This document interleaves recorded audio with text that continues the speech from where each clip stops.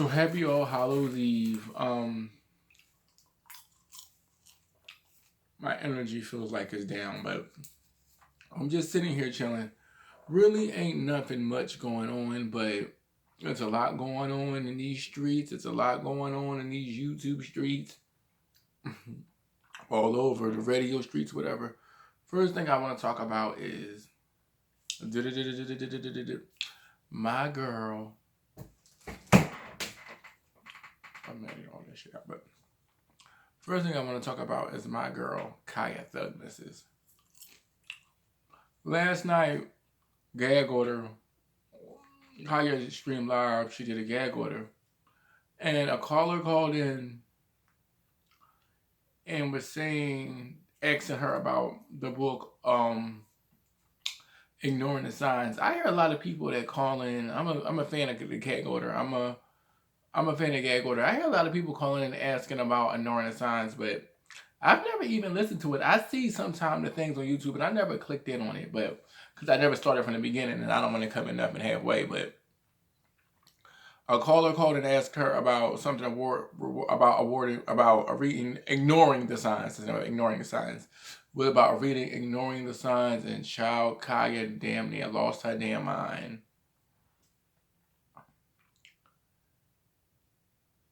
I can understand how it is when you're a one-person army, and I mean the stuff that I do versus the stuff that Kiah does is something totally different. She's professional. She's a recording artist, a producer. I mean, say what you want about her, but the shit makes shit happen. You know what I'm saying? And she does everything solo, so I can imagine about putting together this damn show, this little crappy shit.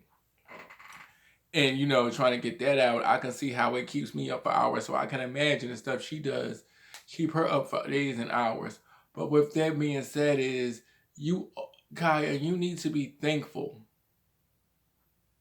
that there's people around that's calling you, asking you to read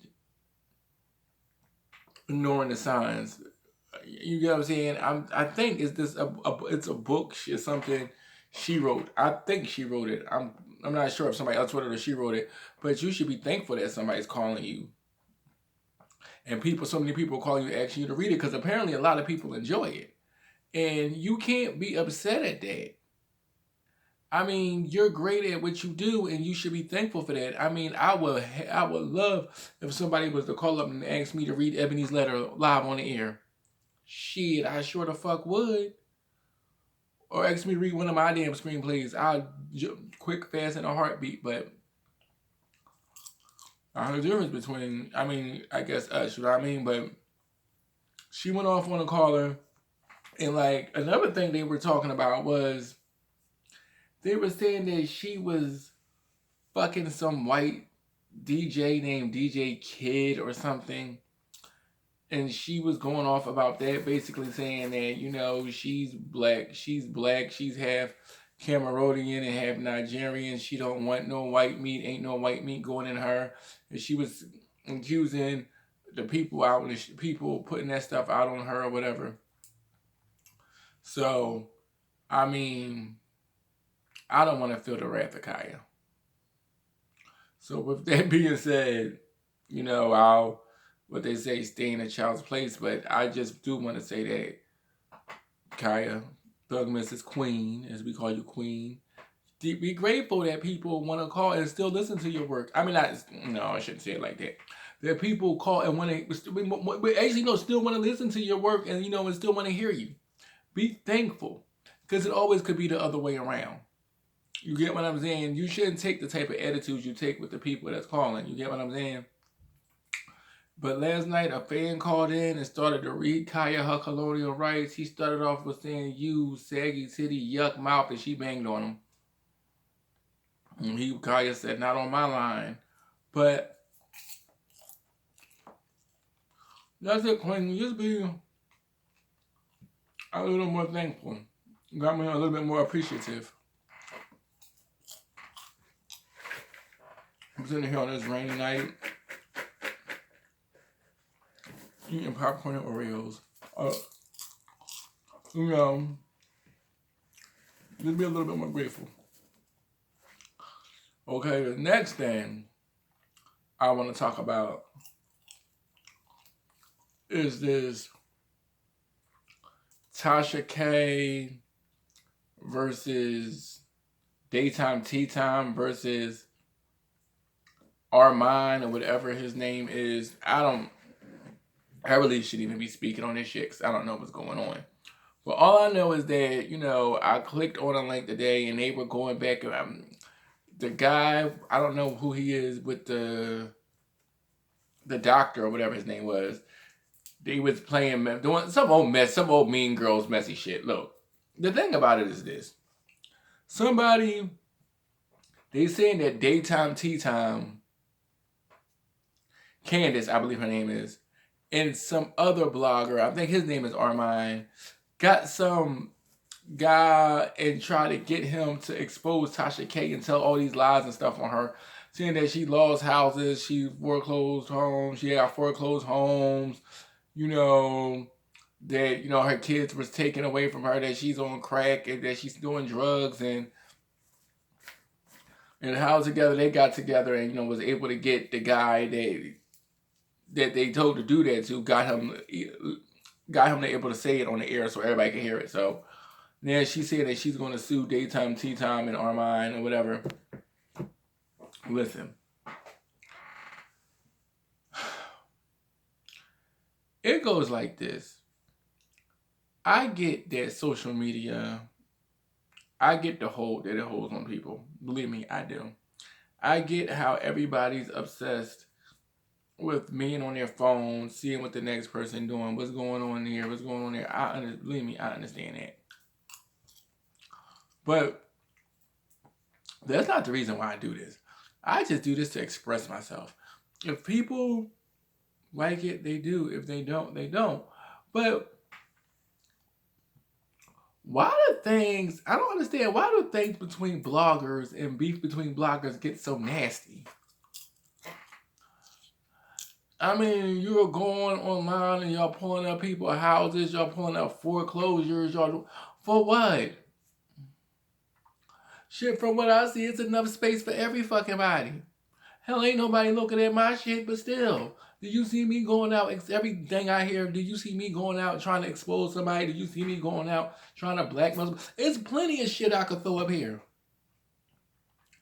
that I could say about people just to get clicks and views. But at the end of the day, that's not my purpose for this.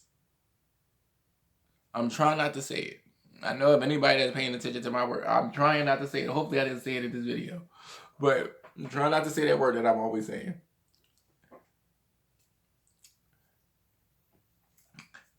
I can't understand it. Like, I can't see myself going after another human being. Not to say that I'm perfect, and not to say that I don't get into my reading sessions and people say, like, for instance, somebody said something when I made that A. Marie video. Somebody made a comment down in the comments on Instagram when I put the little snippets on Instagram. Made a comment saying that I'm dirty and, you know, some bullshit. And they deleted it. You know, in the heat of an argument, okay, I'm not going to excuse you saying things, but when you're arguing with people in the comments, if it's about the subject and it's passionate, that's one thing. But to start digging up people's old past, and okay, if she had foreclosed houses, okay, if she had a drug issue and all that, okay, what is that going to prove? You still ain't going to have no fucking viewers. I mean, it should never get that serious. Like, with me personally, I would never sit here and go back and forth with another fucking blogger. Yes, we could argue down in the comment section, but after that, I'm not digging up your past. I'm not seeing who you fucking or you know, trying to figure out your financials, because that's not none of my business. If I can't help you out with none of that, if I can't dig in my pocket and say, here go 20, 30, 40 stacks, here, take care of that. If I can't do that, then I ain't got no need to be looking it up. I ain't got no need to be telling nobody. The only way that I should be able to tell somebody is if I paid it for you, then I should be able to brag and tell everybody that. But other than that, if I could talk about it, but yet I don't have the money to help you with it, then I shouldn't be talking about your foreclosure. Hell, like, people really need to mind they fucking, like, when it comes to stuff like that, like, you don't have to bring up nobody's personal life just because y'all disagree on something. you know, but shit, I know YouTube eat that up. They get them clicks and views. They love that shit. They love to see drama amongst people. So that whole Tasha K situation, I don't even know what's going on, but I just hope y'all all figure it out because y'all all black bloggers, 2 black female bloggers and 2 black male bloggers. Y'all need to get that shit together. Y'all really do. It doesn't make no sense to be beefing with each other.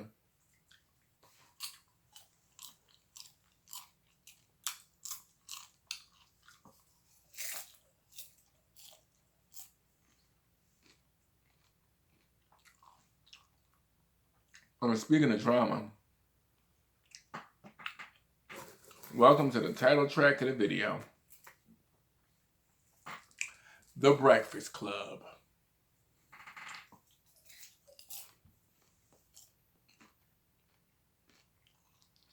Now, go through the story. Okay. I don't know how long it's been. Maybe it was about a year ago. Maybe about 2-3 years. I don't know. It is ironic. I only look at the Breakfast Club when I'm going down and I'll see somebody on there that I really want to see. Like when they had the fabulous Miss Carrie on there. Or they have A. Marie or somebody. You know. Or, you know, or sometimes if it's a rapper on there, you know, I'll just listen. Because, you know, I like to, you know, I actually, you know, I really do live for the Breakfast Club. Like, I really like the show. But I don't know how long ago it was. I want to say it was last year. But when Gucci was on there. And him and they were all having a conversation, and somehow Gucci said that Angela Yee was on his dick or whatever, this, that, and the third. And Angela said they wasn't. It wasn't. It never happened. And he said it was. And they never argued. It was, you know, going back and forth. From when I saw that clip, I mean, from when I saw that situation, at the end of the day, I just didn't think it was much more to it. Well, apparently, he claims that he's been trying to call them to do interviews and all. And they've just been declining. They've been declining. So he felt as though he was banned. Somehow Charlamagne ended up catching up with Gucci and interviewing with him or whatever. And Gucci had I saw the whole interview. And to be honest with you, I'm not going to sit here and say that I've always listened to Gucci music, because I haven't. Haven't started believing these popcorn seeds.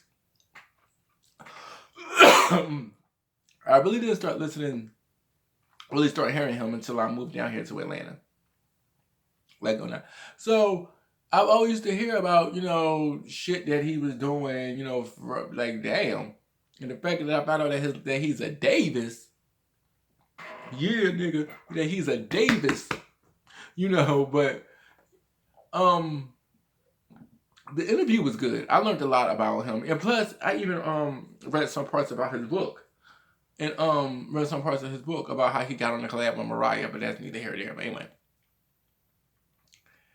He was basically saying, you know, talking about how he's changing, how his wife changed his life, you know, and how he, you know, this, that, and the third. And just listening to him speak, he seemed like he's a real stand-up dude. Like, you know, I mean, I can't agree with him throwing bitches out of limos and stuff like that, but, you know, whatever. People have done worse and got away with it, but,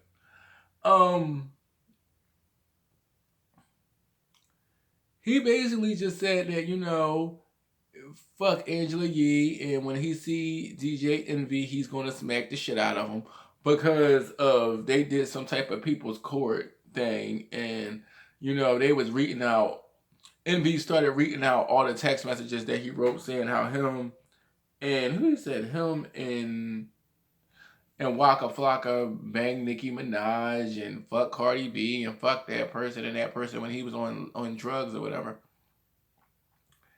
And, you know, he felt some type of way there. So he said when he see Envy, he's going to approach him about it. And if he get out of line, he's going to smack the shit out of him. And a lot of people are blaming Charlamagne for all this, you know. And to be honest with you, Charlamagne really didn't do anything. I know we will all sit and love to blame him and said it was his fault. He did it. He could have said, you know, don't say that about my coworkers. Don't do this or don't do that. But at the end of the day, he didn't mention anything about Envy or Angela. Guccimane did. He brought it up. Charlamagne didn't say, "Oh, what do you think about?" He brought that up. And you know, me, Charlamagne the God, and Wendy Williams,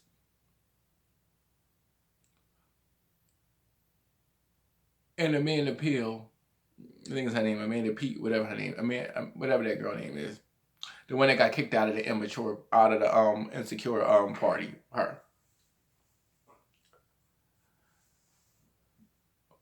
When we all have something in common, we're all cancers.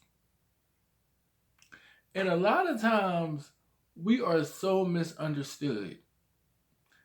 And this is one point where I know Charlamagne has a fly mouth, and you know he's always saying this and saying that and this, that, and the third. But I can honestly say from what I've seen now, who knows what happened behind the scenes because I'm not there. But he had nothing to do with that. Gucci mentioned that he didn't force him to say that. He said it out his own mouth. So I don't get backlash about why everybody mad at Charlamagne. But to get to the key point, it's rumors going around that the Breakfast Club is breaking up. And that Angela Yee unfollowed Charlamagne, and they unfollowed each other, and they were saying that they're not friends, they're just co-workers, and we have to understand that. If they're just co-workers, they're just co-workers. I mean, I guess I don't know, because you don't, like, at the end of the day, you don't know. You feel me? Like, I feel as though that, oh, wait a minute, back to that.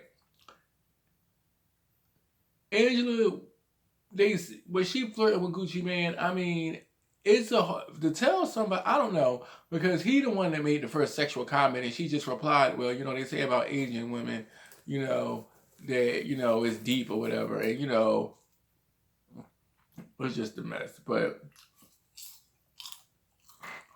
all these are millionaires, by the way, millionaires, and this is the stuff they're going through. Anyway, make a long story short. So that's what's been going on in social media. They mad at everybody at the Breakfast Club is mad at each other. Tasha K and Candace, whatever her name is beefing, and Kiah is snapping on fans. Oh, it's raining here in Atlanta. Oh, what they fucking do. But if you like this video, please like, subscribe.